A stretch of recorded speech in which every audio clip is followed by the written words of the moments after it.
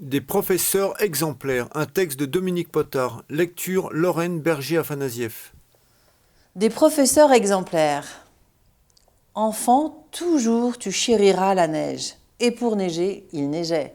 Des pizzas, des bérets basques, des couvercles de lessiveuses, comme on voudra, en tout cas des flocons énormes qui nous ensevelissaient petit à petit dans le décor. Nous avancions en silence sur le chemin qui traverse la face nord du Ventoux, à la queue-leu-leu. Les grands devant, le père Bourbousson, sa femme et son collègue prof de sport, monsieur Mentoya, les gamins derrière, le fils Bourbousson, mon frère Denis, son copain Roux et moi qui fermait la marche. Après une nuit au refuge du Contrat, nous étions partis au lever du jour pour gravir la combe Fonfiole. Le couloir couturier du Mont Ventoux, avait prévenu le père Bourbousson. Le couloir couturier? Nous allions à l'assaut du couloir couturier, comme Louis Lachenal dans les carnets du vertige, notre livre de chevet, gagné par mon frère en fin d'année scolaire, dont la lecture avait tourneboulé nos vies.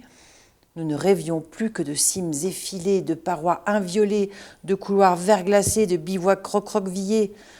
Le feu crépitant, le soir au refuge, nous avions sagement écouté les conseils des anciens.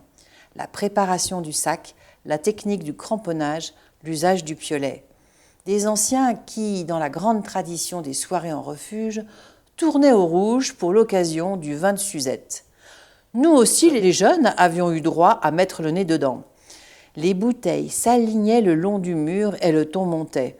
Plus on grimpe et plus c'est raide, avait lancé le père Bourbousson, écarlate. Le dernier ressaut est à 45 degrés. Et c'est souvent de la glace bleue, avait renchéri monsieur Montoya. Nous les écoutions avec avidité, les mains moites et les oreilles chauffées par le vin.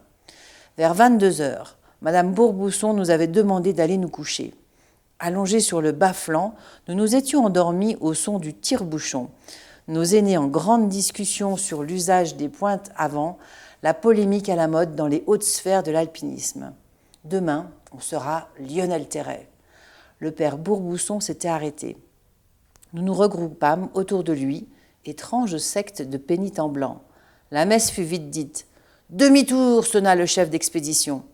Et nous étions repartis dans l'autre sens, une matinée riche d'enseignements, même si nous n'avions même pas vu l'entrée de la combe Fonfiole. Au Mont Ventoux, comme à l'Aiguille Verte, c'est toujours la météo qui décide. Et l'alpinisme est un sport qui se pratique beaucoup plus facilement devant un bon feu, un verre de rouge à la main, que dehors sous des plâtrés de neige.